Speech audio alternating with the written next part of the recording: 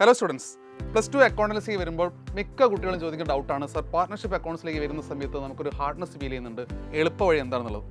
കാരണം plus one നമ്മൾ വ്യത്യസ്തമായ ചാപ്റ്റേഴ്സ് പഠിച്ചാൽ ഇങ്ങോട്ട് വരുന്നില്ല. കാരണം ട്രയൽ ബാലൻസ് പഠിച്ചിട്ടില്ലെങ്കിൽ നമുക്ക് ഡിപ്രീസിയേഷൻ കവർ ചെയ്യാൻ പറ്റും, ഡിപ്രീസിയേഷൻ പഠിച്ചിട്ടില്ലെങ്കിൽ നമുക്ക് BRS കവർ ചെയ്യാൻ പറ്റും. വ്യത്യസ്തമായ ചാപ്റ്റേഴ്സ് പഠിച്ചിട്ടാണ് പ്ലസ് വൺ ഇങ്ങോട്ട് വരുന്നത്. പക്ഷേ പ്ലസ് ടുവിലേക്ക് നോക്കുമ്പോൾ നമുക്കൊരൊറ്റ പോർഷനെ പഠിക്കാനുള്ളത് പാർട്ണർഷിപ്പ് അക്കൗണ്ട്സ് മാത്രമാണ്.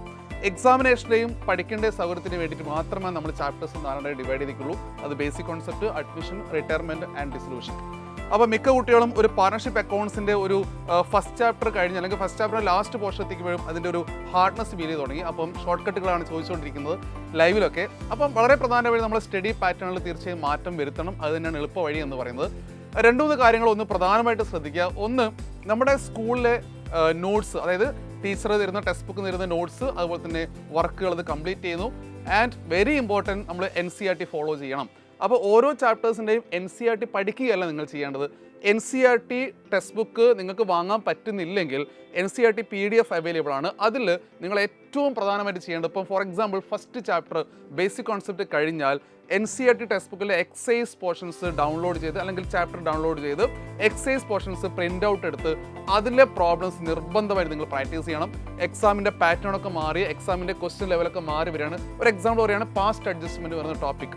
അത് നമ്മൾ ഫസ്റ്റ് ചാപ്റ്ററിൻ്റെ അവസാനത്തെ ഭാഗമാണ്. അത് കഴിഞ്ഞ വർഷം വരെ 2025 വരെ കാര്യമായിട്ട് എക്സാമിന് ചോദിച്ചിട്ടില്ല. പക്ഷേ കഴിഞ്ഞ വർഷം മുതൽ അല്ലെങ്കിൽ 2024 മുതൽ അത് പ്രോബ്ലത്തിലേക്ക് കയറി വരികയാണ്. CBSEക്കാർക്ക് മാത്രമായിരുന്നു അത് പ്രോബ്ലം വന്നിരുന്നു.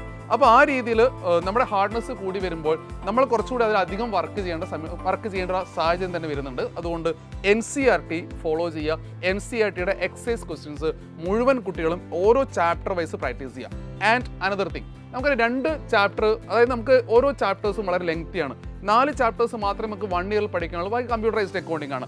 അപ്പോൾ ഓരോ ചാപ്റ്ററിൻ്റെയും നമുക്ക് ഓരോ പോർഷൻസ് ഉണ്ട്. ഫോർ എക്സാമ്പിൾ ഫസ്റ്റ് ചാപ്റ്റർ ആണെങ്കിൽ appropriation account, then partners capital account, then important calculation വരുമ്പോൾ interest on capital, interest on drawings, ഇങ്ങനെ സെപ്പറേറ്റ് പോകുന്നു. അപ്പോൾ ഓരോ ഏരിയയിലെയും PYQ ഡിസ്കസ് ചെയ്യാം.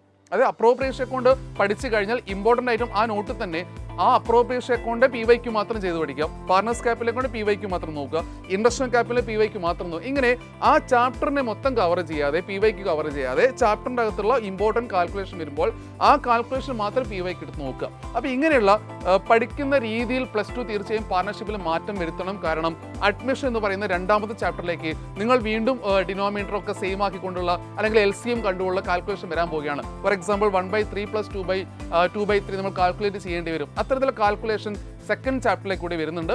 സെക്കൻഡ് ചാപ്റ്റർ ഏറ്റവും ഇമ്പോർട്ടൻ്റ് ആണ്. ഇനി തേർഡ് ചാപ്റ്ററിലേക്ക് വരുമ്പോൾ കൺസെപ്റ്റ് ഓറിയൻറ്റഡ് നമ്മൾ പഠിക്കേണ്ട ചാപ്റ്ററാണ് റിട്ടയർമെൻറ്റ് എത്തും. അതുകൊണ്ട് പാർട്ട്ണർഷിപ്പ് അക്കൗണ്ട്സിൽ ഡീറ്റെയിൽ ആയുള്ള ഒരു സ്റ്റഡി പാറ്റേൺ നമ്മൾ മാറ്റം വരുത്തണം.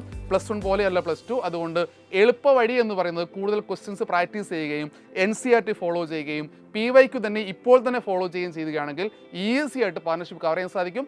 ആൻഡ് നമ്മുടെ യൂട്യൂബ് ചാനലായാലും പ്ലസ് ടു കൊമേഴ്സിലെ യൂട്യൂബ് ചാനലായാലും നമ്മുടെ യുവ ബാച്ച് ആയി കഴിഞ്ഞാലും വളരെ ഡീറ്റെയിൽ ആയിട്ടുള്ള കാര്യങ്ങൾ ഡിസ്കസ് ചെയ്തു പോകുന്നത്. അതിനൊരു സിമ്പിൾ എക്സാമ്പിൾ പറയാം. നമ്മുടെ രണ്ടാമത്തെ ചാപ്റ്ററായ അഡ്മിഷൻ എന്ന് പറയുന്ന ചാപ്റ്റർ 18 പാർട്ടായിട്ടായിരിക്കും നമ്മുടെ യുവ ബാച്ചിൽ പോകുന്നുണ്ടാവും. അപ്പോൾ അത്രയും ഡീറ്റെയിൽ ആയിട്ടാണ് ആ ചാപ്റ്റർ പഠിക്കേണ്ടത്. അപ്പോൾ വളരെ ഡീറ്റെയിൽ ആയിട്ട് പഠിക്കേണ്ട ഈ ചാപ്റ്റേഴ്സിനൊക്കെ കൃത്യമായിട്ട് കവർ ചെയ്ത് വളരെ സിമ്പിൾ ആക്കിക്കൊണ്ട് പാർട്ണർഷിപ്പ് അക്കൗണ്ട്സ് മുന്നോട്ട് കൊണ്ടുപോകണം. ഫുൾ മാർക്ക് പാർട്ണർഷിപ്പ് കുറയ്ക്കണം. കാരണം 6 ചാപ്റ്റേഴ്സ് നമുക്ക് കമ്പ്യൂട്ടറൈസ്ഡ് അക്കൗണ്ടിൽ വരുന്നുണ്ട്. 20 മാർക്സ് മാത്രമേ അവിടെ തിയറിയിൽ വരുന്നുള്ളൂ. ബാക്കി 40 പ്രാക്ടിക്കലാണ്. അപ്പോൾ പ്രാക്ടിക്കലി, അതായത് നമ്മൾ തിയറി എക്സാം എഴുതുമ്പോൾ ഏറ്റവും കൂടുതൽ ഇമ്പോർട്ടൻറ്റ് നമ്മുടെ 40 മാർക്സിൻ്റെ പാർട്ണർഷിപ്പാണ്. അടിപൊളിയായിരിക്കുക, എളുപ്പമാക്കാം, ഈസി ആയിട്ട് പഠിക്കാം.